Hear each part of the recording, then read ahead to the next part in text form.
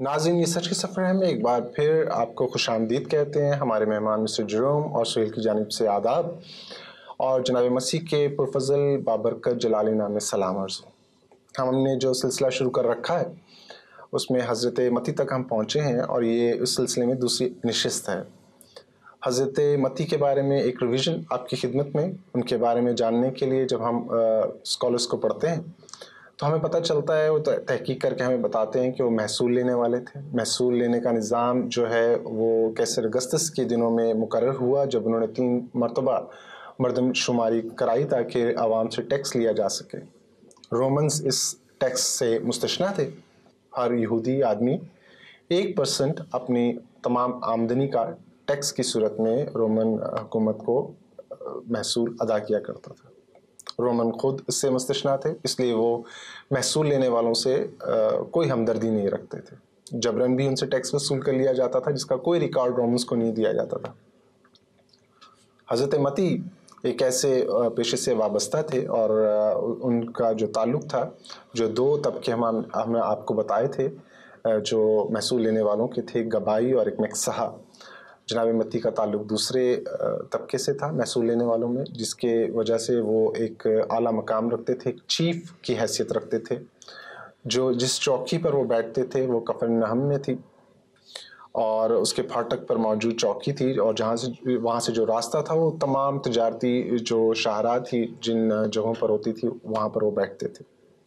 ایک ریسرچ کہتی ہے کہ ایک ایسی شاہراہ تھی جو دمشق سے مصر کو جاتی تھی. یہی شاہراہ جو ہے سامریہ اور گلیل سے بھی ہوتی جاتی تھی. حضرت متی ہیرودیس اینتائپس کے ڈائریکٹ ماتحت تھے اور ہیرودیس اینتائپس اپنی بدعنوانی کے لیے بہت مشہور تھا. تو مجبور ہوں گے، لازمی طور پر مجبور ہوں گے کہ وہ بھی اسی طرح کے کام کریں. کچھ کہہ نہیں سکتے لیکن سب اس سے واقف ہیں ہسٹری میں کہ وہ کس قسم کے شخصیت تھے. تو جناب متی کو بھی بری نظروں سے اس لیے ان کے یہودی جو لوگ تھے دیکھا کرتے تھے. حضرت متی کو اس چیز کا احساس تھا، لیکن اسکالرز یہ بھی کہتے ہیں کہ حضرت متی جو ہیں وہ بذات خود بہت حلیم طبیعت کے ہوں گے. ان کی جو تحریریں ہیں، جو خاص کر تحریروں سے مراد ان کی انجیل جو ہے عبرانی اور یونانی، جو اسکالرز کہتے ہیں کہ انہوں نے دونوں زبانوں میں کیا، بلکہ ایرامی بھی کہتے ہیں، جو ایک سوال جرم صاحب کے لیے رکھا ہے کہ اس حوالے سے بات کریں، اور اس میں انہوں نے تحریریں فرمائیں. اور وہ اسکالرز یہ بھی بتاتے ہیں کہ بہت سادہ، بہت حلیم طبیعت کے نظر آتے ہیں، خصوصاً جب وہ جناب مسیح کا مخصوص حلقہ احباب جوائن کر لیتے ہیں، یعنی ان کی شاگردیت میں آ جاتے ہیں، حواریوں میں آ جاتے ہیں. ہم نے یہ بھی دیکھا کہ انہوں نے حبشہ اور فارس تک پریچ کیا، تعلیم پہنچائی. روایتوں کا ہے، اور جو سیکولر اسکالرز بھی یہ مانتے ہیں کہ جو ابتدائی ماخذ ہے انسانی تاریخ کا وہ روایتیں، وہ منہ زبانی کلام ہے. اس سے بھی کوئی اتنا بڑا اعتراض نہیں ہوتا. پروگرام کا آغاز کرتے ہیں. مسٹر جروم سے ایک سوال ان کے سامنے رکھتے ہیں. بردر جروم ہمیں کیا بتاتے ہیں اس حوالے سے کہ کیا ثبوت موجود ہیں کہ ایرامی یا عبرانی زبان میں جناب متی نے یہ تحریری کام، یہ مارکا سر انجام دیا؟ کیا کہتے ہیں؟ سہیل، میں ایک تو اس بات پر کوئی اعتراض نہیں اگر دونوں زبانوں میں وہ کتابیں تھیں. بات یہ کہ ہمیں یہ دیکھنا ہوگا یہ کہاں سے بات شروع ہوئی تھی. تو بات ہمیں سب سے پہلے جو اس کی ریٹن مطلب آپ سمجھ لیں کہ سرگوشی آپ کے لیے ملتی ہے وہ یہ کہ جب پیپیس نے، یہ چرچ فادر تھے، انہوں نے ارسیبیس کو سن 116 میں خط لکھا اور نے کہا کہ حضرت متی نے ہبرو ڈائلیکٹ میں پہلے جو ہے وہ کتاب لکھی. اور پھر آپ ارینیس کو بھی پڑھتے ہیں اور ان کا 178 میں یہ کہتے ہیں کہ انہوں نے ان کی کتاب ہبرو میں بھی تھی اور گریک میں بھی تھی. پھر آپ اوریجن کو پڑھتے ہیں 230 میں تو وہ بھی اس طرح کی بات کرتے ہیں کہ مجھے پتہ چلا ریلائبل سورسز سے کہ حضرت متی نے ہبرو میں بھی لکھی. مگر پرابلم سب سے بڑا یہ آ رہا ہے کہ کوئی ریٹن ایویڈنس آپ کو ملتی نہیں ہے. مگر آپ دیکھیے کہ ایک بات پر چرچ فادرز متفق ہیں، وہ یہ ہے کہ ہبروی ڈائلیکٹ یا ہبرو میں یا ایرامک میں آپ کہہ لیجیے، ایرامک میں حضرت متی نے لکھی اور گریک ٹرانسلیشن بھی حضرت متی نے ہی لکھا. تو ایک کتاب یا ایک الہام اگر آپ ایک زبان میں لکھتے ہیں اور دوسری زبان میں لکھتے ہیں تو الہام میں تو کوئی فرق نہیں آ سکتا، کیونکہ دونوں ہی ایک ہی شخص لکھ رہا ہے. الہام کا تعلق پیغام سے، لفظوں سے چانسز نہیں ہے. سیکنڈلی، اگر کوئی مجھے پوچھے کہ میں کس طرح سے انالائز کرتا ہوں اس چیز کو. تو میرا انالیسس یہ ہوگا کہ جب بھی ایک آدمی جو ایک زبان سے تعلق رکھتا ہے, بائی لینگویج ہو, وہ ایک زبان سے تعلق رکھتا ہے, اور اصل میں جیسے میری مادری زبان فرض کی اردو ہے, اگر میں ہندی لکھنے لگوں یا میں انگلش لکھنے لگوں تو میری اردو کی ریفلیکشن اس کے اوپر آئے گی. کچھ محاورات ایسے ہوں گے جو شاید میری زبان میں ہوں, دوسری زبانوں میں نہ ہوں, تو میں جب ان کو ٹرانسفر کرنے لگوں گا تو کچھ مشکلات آئیں گی. اب دیکھ لیجیے, ایسے ہی آپ بائبل میں آپ کو ایک ٹرانسلیشن میں جگہ ملتی ہے, بائبل میں لکھا ہے کہ کیا کوئی بیلوں سے ہل چلاتا ہے, تو بھائی بیلوں سے ہل نہیں چلایا جاتا تو اور کس سے چلایا جاتا؟ ہاں, اس میں موٹر کار تو نہیں چلائی جا سکتی. ہاں جی. اصل میں اس کے پیچھے جو بیک گراؤنڈ ہے وہ یہ ہے, کیا کوئی بیلوں سے پانی میں ہل چلاتا ہے یا دریا میں ہل چلاتا ہے, ٹھیک ہے, یا سمندر میں کوئی ہل چلاتا ہے. تو کہنے کا مطلب صرف یہ ہے کہ اس کے اندر وہ بیک گراؤنڈ, وہ چیز نظر نہیں آ رہی, مگر جس کا وہ بیک گراؤنڈ ہے وہ تو یہ بات سمجھ رہا ہے. مگر اگر وہاں سے, یعنی بائبل کی زبان جو ایرامک ہے, اگر وہاں سے آ جاتی ہے یہاں پر میرے پاس ہبرو سے یا ایرامک سے اردو میں آ جاتی ہے, اور صرف اتنا مجھے لکھ دیا جائے کہ کیا بیلوں سے کوئی ہل چلاتا ہے, تو میری سمجھ میں کچھ نہیں آئے گا, کیونکہ میرے پاس بیک گراؤنڈ نہیں ہے وہ. مگر ایک یہودی پڑھے گا, اس کو فوراً سمجھ میں آ جائے گی کیا بیلوں سے کوئی لے کر سمندر میں ہل چلاتا ہے. جی بالکل. جرم صاحب اور ناظرین کے لیے, جیسے ہم نے اپنی پچھلی گفتگو میں فرمایا تھا کہ جرم صاحب نے بتا رہے تھے ان کے پیشے کے حوالے سے کہ وہ محصول لینے والے تھے اور چوکی پہ بیٹھتے تھے, تو ان کا تو آنا جانا ایسے لوگوں سے ہوگا, وابستہ ہوں گے, اور حساب کتاب ایسے لوگوں کو دینا پڑتا ہوگا جو رومنز بھی ہو سکتے تھے, یونانی بھی ہو سکتے تھے, اور اسرائیلی بھی ہو سکتے تھے. تو اسکالرز متفق ہیں کہ اپنے پیشے کی وجہ سے, یعنی محصول لینے والے ہونے کی وجہ سے, چیف آفیسر ہونے کی وجہ سے, مکسہا جو طبقہ اس کے ساتھ وابستگی کی وجہ سے وہ اس قابل تھے کہ وہ نہ صرف یونانی, ایرامی, عبرانی بلکہ لاطینی بھی جانتے ہیں. بالکل سر. اب دیکھیے کہ پھر ابھی جب ہم انٹرنل ایویڈنس کی بات کر رہے تھے تو میں یہ سمجھتا ہوں کہ جب آپ متی کو پڑھیں, یعنی متی نے جس الہام کو اٹھایا, جیسے میں شروع سے کہہ رہا تھا, جس الہام کو انہوں نے سلیکٹ کیا, اس میں آپ کو اندازہ یہ ہوتا ہے کہ گریک جب انہوں نے لکھی ہے, دیکھیے اگر میں ہبرو میں کتاب پہلے لکھ رہا ہوں, اس کے بعد گریک میں ٹرانسلیشن کر رہا ہوں, تو ہبرو ٹیکسٹ کو میں ریفرنس بنانے کے لیے میں ہبرو ٹیکسٹ پچھلا والا لوں گا. یعنی میں اگر ایرامک میں یا ہبرو میں نیو ٹیسٹمنٹ لکھ رہا ہوں تو میں کاپی کون سی استعمال کروں گا ریفرنس کے لیے؟ اولڈ ٹیسٹمنٹ کی ہبرو ٹیکسٹ, ایرامک ٹیکسٹ. میں سیپٹوجنٹ استعمال نہیں کروں گا. اگر میں نے سیپٹوجنٹ استعمال کیا ہے, اس کے ریفرنسز میں لے رہا ہوں, تو این ممکن ہے میں گریک میں لکھ رہا ہوں, عربک زبان میں نہیں لکھ رہا ہوں. اور جیسے میں نے کہا کہ ریٹن ایویڈنس ہمیں ملتی نہیں ہے کوئی, مگر اگر ہوتی بھی ہے تو اس سے عقیدے اور ایمان پر فرق نہیں پڑتا.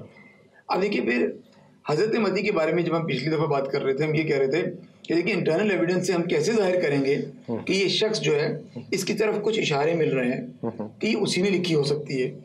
یعنی آج اگر ہم نہیں دیکھتے, اس کے اوپر ٹائٹل نہیں لکھا ہوا, انجیل مطابق متی نہیں لکھا ہوا, اس کو ہم کس طرح سے پہچانتے ہیں؟ مجھے آپ دیکھیے کہ حضرت متی نے تمام آیات وہ سلیکٹ کی ہیں جو ان کی شخصیت سے مشابہت رکھتی تھی, تمام واقعات وہ سلیکٹ کیے ہیں. اپنے بارے میں بتا رہے ہیں لیکن نام نہیں بتا رہے. ہاں جی, ٹھیک ہے. اس کی وجہ یہ ہے کیونکہ آپ دیکھیے کہ اب میں آیات کی میں آپ کو بتاتا ہوں کہ انہوں نے کون کون سی مطلب کوٹ کی ہیں آیات. جی بتائیے. تو آپ دیکھ لیجئے کہ ہم اسے یہاں پر دیکھتے ہیں کہ آپ دیکھ لیجئے کہ یہ انہوں نے 17 باب اگر 24 آیت ہم دیکھ لیں. پڑھ لیں؟ ہاں جی بالکل. متی 17 باب 24 آیت. میں بہت ساری باتیں دیکھ رہا تھا کہ حضرت متی کی انجیل میں بہت خوبصورت باتیں ہیں جو انٹرنل ایویڈنس دیتے ہیں کہ کس قسم کے تھے, کیا معلومات تھی ان کو, اپنے ہیکل کے بارے میں بھی معلومات تھی. لیکن پہلے پڑھ لیں, اس کے بعد پھر بات کریں گے. 24ویں آیت. اور جب کفرنہم میں آئے تو نیم مسکال لینے والوں نے پطرس کے پاس آ کر کہا, کیا تمہارا استاد نیم مسکال نہیں دیتا؟ ہاں میں سوال سوچ ہی رہا تھا. کلیکٹر ہیں تو وہ ان آیات کو چن رہے ہیں جس میں ٹیکس کی کلیکشن کا ذکر ہے. پھر آپ آگے آ جائیے. جرم صاحب بہت خوبصورت بات ہے. اس حوالے سے ایک اعتراض ہے. میں تیاری کر رہا تھا اپنی ٹاک کے لیے جو مجھے کسی نے دعوت دی, اس پہ بھی بات کریں گے. پوچھ رہے تھے نیم مسکال کیا ہوتا. یہودی تو مطلب رومنز تو ٹیکس نہیں لیتے تھے, یہ کیا بات ہے؟ اس کا کوئی تاریخی کوئی شواہد نہیں ملتے ہیں. تاریخی شواہد بہت ہیں. اور دوسری چیز یہ کہ ہے کیا چیز. مسئلہ ہے یہ رومن ٹیکس نہیں تھا, یہ ہیکل کا ٹیکس تھا جو ہر یہودی کو 2 دھرم دینے پڑتے تھے. تو حضرت متی نے ان چیزوں کا محصولات کے بارے میں جو ڈیٹیلز دی ہیں یہ واضح طور پہ اشارہ ہے کہ یہ متی محصول لینے والے ہی ہو سکتے ہیں. ایک تو انہوں نے اپنے نام کا, اور پھر جو یہ واقعہ خاص کر آپ کو دوسری انجیل میں نہیں ملتا, تو اس کی وجہ ہے کہ یہ تو وہ باتیں تھیں جو ان کے ذہن میں نقش ہو کر رہ گئیں, کیونکہ وہ اس پیشے سے وابستہ تھے. اور جب بھی درم ہاتھ میں آتا ہوگا جناب مسیح کی کوئی بات ان کے ہاتھ میں آتی ہے, معذرت کے ساتھ میں نے آپ کو جی جو ہے وہ 25 یہ رہا نہیں گیا مجھے حضرت متی کی شان میں یہ بات کرنے کے لیے, میں چاہ رہا ہوں یہ شیئر کر دوں. حضرت متی کی انجیل اس کا 18:25 مگر چونکہ اس کے پاس ادا کرنے کو کچھ نہ تھا, اس لیے اس کے مالک نے حکم دیا کہ یہ اور اس کی بیوی بچے جو کچھ اس کا ہے سب بیچا جائے اور قرض وصول کر لیا جائے. پس نوکر نے گر کر اسے سجدہ کیا اور کہا, اے خدا مجھے مہلت دے, میں تیرا سارا قرض ادا کروں گا. اس نوکر کے مالک نے ترس کھا کر اسے چھوڑ دیا اور اس کا قرض بخش دیا. اب دیکھیے یہاں بھی قرض وغیرہ کا ذکر ہے, اور پھر آپ دیکھیے کہ ٹرمینالوجیز دیکھیے, جب وہ ٹرمینالوجی استعمال کرتے ہیں, مثلا 6:12 نکالیے, اس کے اندر ٹرمینالوجیز جو ہیں شاید ہمیں اردو میں اتنا نہ پتہ چلے, مگر یہ ساری بینکنگ کی اور ٹیکسز والے کی جو ٹرمینالوجی استعمال کرتے ہیں یہ استعمال کر رہے ہیں. مطلب آفیسر کا رینک جو ہے نظر آ رہا ہے کہ مطلب ان کی ٹرمینالوجی جو ہے وہ اس سے جان نہیں چھوٹی ہے ان کی. ٹھیک ہے, وہ ان کی روزمرہ کی زندگی کا حصہ بن گیا. میں بتا رہا ہوں کہ اس طرح ہم پہچانتے ہیں کہ کون ہے لکھنے والا. اور جس طرح ہم نے اپنے قرض داروں کو معاف کیا تو بھی ہمارے قرض ہمیں معاف کر. ٹھیک ہے, اب یہ دیکھیں یہاں پر قرض داروں کے علوقہ میں یہ نہیں ہے, ٹھیک ہے, جس طرح ہم اپنے قصورواروں کو معاف کرتے ہیں یا گناہ گاروں کو معاف کرتے ہیں. اب حضرت متی قصوروار لکھ سکتے تھے, مگر وہ ٹرمینالوجی سے جان نہیں چھوٹ رہی ہے. یا لکھ سکتے تھے, مفہوم ایک ہی ہے, یعنی جنہوں نے ہمارا نقصان کیا ہے, جو ہمارے گناہ گار ہیں, مگر وہ زور ان کا جو ہے قرض, ٹرمینالوجی وہی ہے. لفظ ان کے ڈکشنری کے جو ان کے پاس جو ڈکشنری ان کے ذہن میں جو ڈکشنری ہے اس میں الفاظ ایک اکاؤنٹنٹ والے ہیں, اکاؤنٹنٹ والے لفظ, ٹھیک ہے نا, وہ آپ کو جو ہے وہ ٹیکس والے. پھر آپ دیکھیے کہ جیسے میں نے ان سے کہا تھا, کیونکہ ان کی جو ہے نا, اب دیکھیے کہ حضرت اب میں نے کہا تھا کہ صدوقی اور جو فریسی تھے وہ چونکہ ان کو بہت بری نظر سے دیکھتے تھے, بہت زیادہ, تو ظاہر ہے کہ انہوں نے کہا کہ بھائی ان کی آیات تو ضرور ہونی چاہیے اس کے اندر. ٹھیک ہے, آپ دیکھیے کہ یہ صدوقی اور ان کی جو ہے 3 باب آپ 7 آیت اگر دیکھتے ہیں تو, اور اس کے بعد 16 اور 6 دیکھیں ہم, تو اندازہ ہوتا ہے کہ اس طرح کی آیتیں جتنی بھی مینشن کی ہوئی ہیں وہ حضرت متی انجیل باب مطابق متی میں ہیں. 3 باب اس کے ساتھ میں آئے. مگر جب اس نے بہت سے فریسیوں اور صدوقیوں کو بپتسمے کے لیے اپنے پاس آتے دیکھا تو ان سے کہا, اے سانپ کے بچوں, تم کو کس نے جتا دیا کہ آنے والے غضب سے بھاگو. اب آپ دیکھیں کہ یہ جو اس طرح کی آیات ہیں یہ آپ کو دوسری اناجیل میں نہیں ملتی ہیں. فوکس جو ہے ان پر ہے. اب میں یہ نہیں کہہ رہا کہ وہ اپنی گرج نکال رہے ہیں, میں یہ کہہ رہا ہوں کہ وہ جائز طور پر یہ کر رہے ہیں کہ بھائی دیکھیں یہ کر تو اچھائی کے لیے رہے, نیکی کے لیے کر رہے ہیں, مگر اصل میں یہ بھی اتنے ہی بڑے گناہ گار. بالکل, میں آپ سے متفق اس بات پر. ایک اسکالر بھی آپ کو سپورٹ کر رہے ہیں آپ کی ریسرچ کو, اور وہ یہ بتا رہے ہیں کہ ان کی ٹرانسلیشن ہوئی ہے آج کے موجودہ دور کے لیے حضرت متی کے انجیل کا نیا ترجمہ. وہ فرماتے ہیں کہ جناب متی کی تحریر میں جناب یسوع المسیح کی تعلیمات میں سے اس حصے کو منتخب کیا گیا جو اس دور کے مذہبی علماء یعنی فقیہی و فریسی کی تعلیمات کے مد مقابل جناب یسوع المسیح کے ماننے والوں کے لیے مددگار ثابت ہو سکتا تھا. وہ مواد جو جیسے بھی آپ نے فرمایا, اسی طرح آج بھی حضرت متی کی انجیل مددگار ثابت ہوتی ہے. یعنی آج بھی اگر ہمیں اس طرح کے لوگ سامنے نظر آ جائیں جو فقیہی فریسی ہوں, جو ظاہری جو طہارت ہے اس پر ایمان رکھتے ہوں, یا علماء ٹائپ کے لوگ ہوں, تو حضرت متی کی انجیل آج بھی ان کا منہ بند کرانے کے لیے کافی ہے. ٹھیک ہے, مطلب الہام بڑا پاورفل ہے, بہت پاورفل. مگر جو بات یہ ہے کہ سلیکشن کی میں بات کر رہا تھا, جیسے میں نے کہا تھا کہ خدا جو ہے الہام کے موتی انسان کو دیتا ہے, اسے مالا میں پیرونا جو ہے, مالا کی شکل دینا, یہ پھر انسان کی اس کے اوپر ہے. تو خدا نے متی کو الہام دیا اور کہا کہ جو تم چننا چاہتے ہو اس میں سے چن لے, اور چونکہ الہام ان کی شخصیت کے مطابق جو چیزیں تھیں وہ انہوں نے زیادہ اٹریکٹ کیا ان کو, لہٰذا انہوں نے ان پر فوکس کیا. جیسے حضرت یوحنا ہے, چونکہ وہ بڑے آپ سمجھیں صوفیانہ قسم کے جو مزاج کے تھے, تو ان کی جو آیات جو انہوں نے وہ واقعات سلیکٹ کیے جو کہ مسیح کو مطلب خدا کا بیٹا ظاہر کر رہے ہیں یا کلمہ خدا ظاہر کر رہے ہیں. میں یہاں سے ایک اور نقطے کا آغاز ہو سکتا ہے اور سوچ میں اضافہ ہو سکتا ہے, یوں کہہ لیجئے کہ سمجھنے میں مدد مل سکتی ہے کہ انجیل لکھتے وقت जनाब मसीह के बारे में लिखते वक्त कोई भी हवारी या हवारियों के हवारी किसी भी प्रेशर का शिकार नहीं थे। ये सब कुछ उनके पहले से उनके ज़ातों के अंदर मौजूद था, ये टैलेंट मौजूद था। जनाब यीशु मसीह की तालीमात की वजह से, उनके रसूलों की तालीमात, हज़रत लूका के हवाले से मैं बात कर रहा हूँ, हज़रत मरकस और हज़रत लूका की, उन पर भी हमने बात करेंगे इसी सिलसिले को जब आगे चलाएंगे। तो कहीं हमें ये नहीं नज़र आता कि खुदा ताला ने कभी किसी को डिक्टेट कराया, मतलब प्रेशराइज करने की कोशिश नहीं की। जो इंसान होने के नाते जो आपकी सलाहियतें हैं, खुदा ने उनको सलाम किया है, उनको इस्तेमाल किया है, लेकिन कभी तजावुज़ नहीं करने दिया। और वो एक तारीख़ के अंदर, एक ऐसे वाक़े के अंदर सब कुछ ज़हूर पज़ीर हुआ और तहरीरी मवाद भी वजूद में आ गया कि कोई कुछ कर नहीं सकता था। शागिर्द मौजूद हैं, 120 की जमात मौजूद है, 500 की जमात मौजूद है, रसूल मौजूद हैं, बिशप्स मौजूद हैं, डीकन्स मौजूद हैं। कौन तब्दीली करेगा? जिनका तस्वुर ये है कि हर वक्त मसीह के साथ है। थ्रू आउट जैसे हिस्ट्री कनेक्टेड है, थ्रू आउट हिस्ट्री इतनी स्ट्रांगली कनेक्टेड है, अगर आप मतलब चर्च हिस्ट्री को देख लें, और जैसे मैंने नाज़रीन आपसे कहा कि चर्च फादर्स को पढ़ना बहुत इंपॉर्टेंट है। जी जी, क्योंकि अगर आप चर्च फादर्स को पढ़ेंगे तो ये जो गैप जो लोग मेंशन करते हैं कि जी गैप है, कोई कनेक्शन नहीं है, और मतलब यहाँ तक जो ऑथेंटिसिटी साबित नहीं की जा सकती, तो ऑथेंटिसिटी आपको चर्च हिस्ट्री से साबित करना बहुत आसान हो जाएगी। ठीक है। और उसमें यह है कि जो लेटर्स लोगों ने लिखे, जो लीडर्स थे, जो कलीसिया को लेटर्स लिखा करते थे, तो उसमें इन गॉस्पल्स के, इन चारों गॉस्पल्स के बहुत ज़्यादा हवाला जात होते थे। बिल्कुल।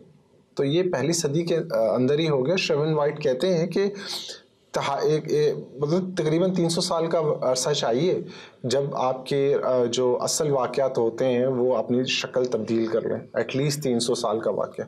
तो पहली सदी में ईस्वी में सारे लोग मौजूद हैं, तो कौन तब्दील करेगा भाई? कनेक्शन टूटा नहीं। ऐसा नहीं कि कनेक्शन बिल्कुल टूट गया हो, 1-2 सदी का फर्क आ गया हो, ऐसा नहीं है।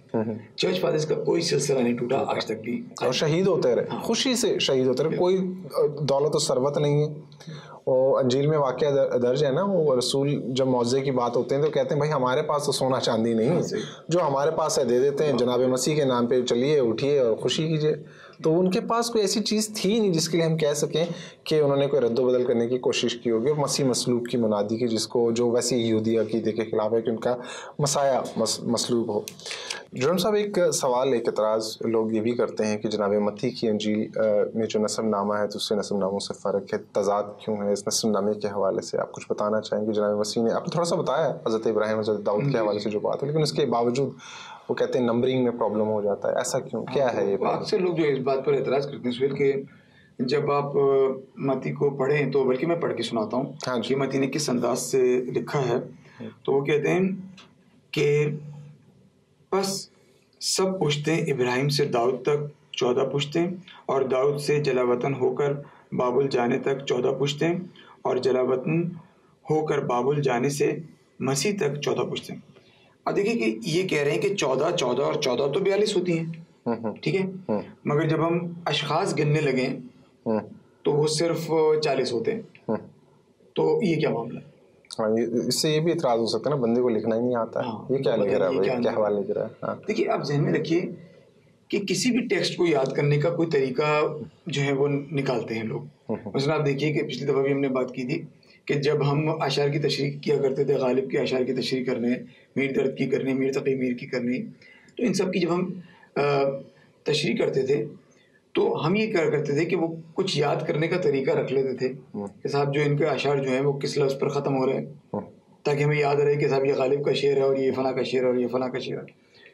तो यही तरीका है इनके यहाँ, ये जो यहूदियों के यहाँ ये जो जीनियोलॉजी है, इट्स वेरी इंपॉर्टेंट, ठीक है। तो उनके यहाँ ये अदवार की जो जीनियोलॉजी थी कि फ़लाँ से लेके फ़लाँ तक, फ़लाँ से लेके फ़लाँ तक, ये चीज़ें बड़ी इंपॉर्टेंट है। उनको याद करने का उन्होंने तरीका निकाला हुआ था। ज़ाहिर है कि इतनी सारी पुश्तें और उनके नाम भूलने के चांसेस हैं, तो फिर उनको डिवाइड करके याद करते थे। मसलन मैं आपको, या मैं पेपर एक लाया हुआ हूँ जहाँ मैंने लिखे हुए हैं, तो वो ये कि 14 की अगर मैं डिविजन्स करूँ तो पहली हज़रत इब्राहिम से लेकर, जैसे उन्होंने कहा कि हज़रत इब्राहिम से लेकर दाऊद तक, ठीक है। तो फिर जब वो दोबारा लफ्ज़ इस्तेमाल करते थे, यहाँ 14 पुश्तें उतार ली, फिर अगला जो कॉलम बनाते थे वो ये कहते थे हज़रत दाऊद से लेके जोसियस तक। तो अब ये कि हज़रत दाऊद रिपीट हो जाता था, یہاں پہلے کالم میں حضرت داؤد کا نام سب سے نیچے آیا, دوسرے کالم میں حضرت داؤد کا نام سب سے اوپر آیا, اور آخر میں ختم ہوا جوسیس تک. پھر تیسرے کالم میں جوسیس دوبارہ آ گیا اور ختم ہوا حضرت یوسف تک. تو کہنے کا صرف مطلب یہ ہے کہ یہ نام 2 دفعہ ریپیٹ ہو رہے ہیں. حضرت داؤد کا نام دوسری دفعہ ریپیٹ ہو رہا ہے, جوسیس کا نام دوسری دفعہ. یعنی ہمیں وہ بات پھر وہی آ جاتی ہے, ایک عجیب سی بات ہے کہ ہمیں کلچر کو سمجھنا ہے, کلچر میں کس طرح سے لکھا جا رہا ہے, کس قسم کا کلام ہے, لکھنے والے کون ہیں, کن کے لیے لکھا جا رہا ہے, اور ہم انہیں کس طرح سے پڑھتے ہیں. تو مسئلہ یہ نہیں ہے کہ انہیں لکھنا نہیں آتا, مسئلہ یہ ہے کہ ہمیں پڑھنا نہیں آتا. اگر یہ سمجھ میں آ جائے تو سارے مسئلے حل ہو جائیں گے. کہ ہاں یہ تو اعتراضات اچھے ہوتے ہیں, لیکن بیجا اعتراضات بھی آپ کی قدر و منزلت میں کمی کا باعث ہو سکتے ہیں. آپ دیکھیں کہ مجھے شروع میں بہت مذاہب کے خلاف جو ہے وہ اعتراضات ملتے تھے یا میں پڑھتا تھا, تو میں نے جو طریقہ اختیار کیا, میں نے کہا دیکھیے یہ جو ہے وہ دیانتداری نہیں ہے. دیانتداری کا تقاضا یہ کہ میں پھر ان کی کتابیں خود پڑھوں, ان کی تفاسیر بھی پڑھوں, تاکہ یہ سوچوں کہ یہ کتاب میں اگر اس طرح سے لکھتے ہیں, اگر مجھ کم عقل کی سمجھ میں نہیں آ رہا تو ظاہر ہے وہ بھی کچھ نہ کچھ بلیو لے کر بیٹھے ہوں گے, وہ کس طرح سے سمجھتے ہیں. اور پھر میں ایک اور بات اس میں ایڈ کرنا چاہتا ہوں, پھر ہم آخری سوال پر آئیں گے. وہ یہ کہ آپ اس ذات کو دیکھیے جس نے اس سلسلے کی بنیاد رکھی. جناب مسیح کی ذات, ان کا چال چلن, ان کی تعلیمات, ان کا اختیار, ان کے معجزات, ان کی زندگی کے واقعات, ان کی قوت, اور وہ کس طرح سے آج بھی زندہ ہیں. صرف وہی تاریخی طور پر اور مذہبی طور پر ایسی ذات ہیں جو زندہ ہیں اور بااختیار ہیں کہ دوبارہ آئیں. تو جنہوں نے بنیاد رکھی وہ خود ہیں, اور جس سلسلے کو انہوں نے قائم کیا اور کہا کہ بھئی اس چٹان کو کبھی بھی کوئی نہیں ہلا پائے گا, وہ آج تک قائم ہے. اتنی مصیبتیں, اتنے سب کچھ آیا, تو آپ یہ دیکھیں کہ ایسی ذات کے اوپر جب مسیحیت پہ اعتراض کرنا ہے تو آپ نے جناب مسیح کی ذات کے اوپر اعتراض کرنا ہے. یہ زیب دیتا ہے. ایمانداری کا تقاضا یہ ہے کہ ٹھیک طور پر چیزوں کو دیکھا اور پرکھا جائے. جرم صاحب, دوسرے سوال کی طرف آتے ہیں. بہت خوبصورت بات ہے کہ حضرت متی جب اتنا اچھا لکھتے تھے تو کتنا آسان ہوتا ہمارے لیے, ان کے لیے, تمام دنیا کے لیے, کہ جب وہ اپنا ذکر کرتے, یہ تو اعتراضات کے موقع نہیں ہوتے, پیدا ہی نہ ہوتے. اگر وہ تھوڑا سا تحریر کو یوں کر دیتے کہ میں محصول لینے والا یہ لکھ رہا ہوں, یعنی میں متی الفائی کا بیٹا لاوی, تو یہ مسئلہ ختم ہو جاتا. انہوں نے ایسا کیوں نہیں کیا؟ سہیل, یہ اعتراض بالکل لوگ کرتے ہیں کہ انہوں نے فرسٹ پرسن میں کیوں نہیں لکھا. ہاں جی, لکھ سکتے تھے کہ بھائی میں ادھر, تو اپنا نام لکھ دیتے. دیکھیں, ذہن میں رائٹر کے یہ ہے کہ میں الہام کو کاپی ڈاؤن کر رہا ہوں, تو الہام میں نہیں ہوں, میں ایک کیریکٹر ہوں اس الہام کا, اس کہانی کا یا اس واقعے کا جو کہ بیان کی جا رہی ہے. تو مجھے اس طرح سے نہیں لکھنا اپنے بارے میں, مجھے یہی لکھنا ہے کہ یہ وہ الہام ہے جو میں اتارنے جا رہا ہوں, اور اب میں نہیں ہوں, اس کا ایک کیریکٹر ہوں. پھر یہ کہ دیکھیے کہ اگر تو ایسا سٹائل کہیں نہیں پایا جاتا پھر تو یہ اعتراض بنتا ہے, مگر ایسا سٹائل اگر پایا جاتا ہے تو پھر یہ بالکل اعتراض کی بات نہیں ہے. آپ کے نزدیک ہاں بالکل, اگر آپ اینشینٹ رائٹرز کو اٹھا کے دیکھ لیں, زینوفون کو اٹھا کے دیکھ لیں, جولیس سیزر کو اٹھا کے دیکھ لیں, تو ان کو جب آپ اٹھا کے پڑھتے ہیں تو آپ کو اندازہ ہوتا ہے کہ یہ اپنے آپ کو سکہ غائب میں مینشن کرتے ہیں. آپ عام اشعار میں دیکھ لیں, غالب کے اشعار میں نے لکھے ہوئے, اتفاق سے میں کوئی اور کام کر رہا تھا تو میں پڑھ کر سناتا ہوں. ہیں اور بھی دنیا میں سخنور بہت اچھے, ہیں اور بھی دنیا میں سخنور بہت اچھے, کہتے ہیں کہ غالب کا ہے انداز بیاں اور. ابھی تو کسی اور کو کہنا چاہیے کہ غالب کا انداز بیاں اور ہے. غالب خود ہی کہہ رہے ہیں کہ میرا انداز, یا وہ یہ لکھتے کہ میرا انداز بیاں اور ہے. بھائی کہہ رہے ہیں غالب کا ہے انداز بیاں اور خوبصورت بھی لگ رہا ہے, خوبصورت بھی لگ رہا ہے. یہ مقطع ہے ان کی غزل کا. یہ مسائل تصوف یہ تیرا بیاں غالب, یہ مسائل تصوف یہ تیرا بیاں غالب, تجھے ہم ولی سمجھتے جو نابادہ خار ہوتا. کیا بات. تو آپ دیکھیے کہ غالب اپنے بارے میں ایسی بات کیوں کہہ رہے ہیں. غالب کو تو اس طرح سے نہیں بولنا چاہیے. تو ہمیں معلوم ہوتا ہے کہ اینشینٹ رائٹرز کے یہاں یہ سٹائل تھا. نثر اور نظم میں بھی فرق ہوتا ہے, اور اس کے علاوہ کہ وہاں پر پتہ نہیں نثر کس طرح لکھی جاتی تھی, کوئی ایسی بات نہیں, اور آج بھی لوگ لکھ لیتے ہیں اس طرح. اس طرح کی چیزیں مقطع میں ہوتی ہیں, شاعر اپنا نام لکھتا ہے اور سکہ غائب میں لکھتا ہے, اس انداز سے لکھتا ہے کہ ایسے لگے کوئی اور لکھ رہا ہے. یہ سٹائل ہے لکھنے کا, تو اس سے پریشان ہونے والی بات نہیں ہے. ان کے بارے میں جاننے کی, مزید زیادہ جاننے کی ضرورت ہے. معلومات موجود ہیں, اور ناظرین ہم آپ سے التماس کرتے ہیں کہ جب کبھی موقع ملے تو تھوڑی سی گوگل کر لیا کریں. بے شمار معلومات موجود ہیں. ابھی یہ سلسلہ چل رہا ہے یروشلم سے آغاز کا، اور اب ہم حضرت یوحنا کے حوالے سے بات کریں گے اور کوشش کریں گے کہ آپ کو ان کی تعلیمات، ان کے بارے میں مزید معلومات جو ہسٹوریکلی آرکیولوجیکلی ہمیں ملی ہیں، منطقی طور پر کسی انجام تک پہنچنے کی کوشش کریں گے، اور اس سلسلے میں آپ کو پریپیئر کرتے چلے جائیں گے اور بتائیں گے کہ مسیحیت کا آغاز کس طرح سے ہوا اور کون لوگ اس میں شامل تھے. ملتے ہیں اگلی نشست میں. شکریہ.